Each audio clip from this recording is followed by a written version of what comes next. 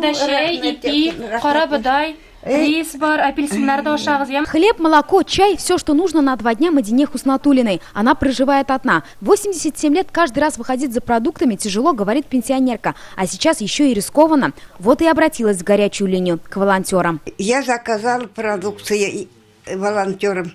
Они привезли больно быстро.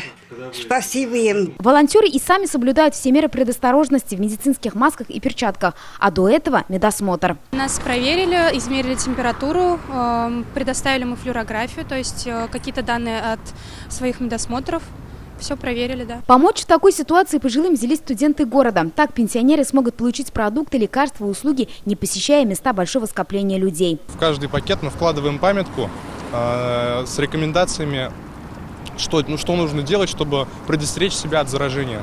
Сейчас таких волонтеров в городе 40 человек. Операторы колл-центра обрабатывают каждую заявку. Принимает, полностью перечень, каких продуктов необходимо, пожелания по магазинам. По этому списку волонтер выдвигается в магазин ближайший, покупает все продукты по списку и доставляет уже до того, кто оставил заказ. По чеку пенсионеры передают деньги. Также доставляют и необходимые лекарства. Нас все предупреждают о том, что старшее поколение более подвержено заболеванию этим коронавирусом.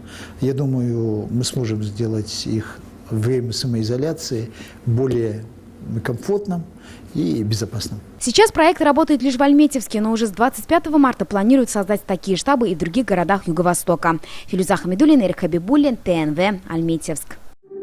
Яз яхшы хәбәрләр алып килә. Яңа гасыр каналында дөнья күргән җылы эзле фильмын кабат карарга телисезме? Күп санлы тамашачылар соравы буенча фильмның барлык серияләрен хәзер tnv.ru сайтында карарга була. Все новости дня, выпуски программы «Новости Татарстана», программы и фильмы на сайте tnv.ru и на YouTube-канале ТНВ.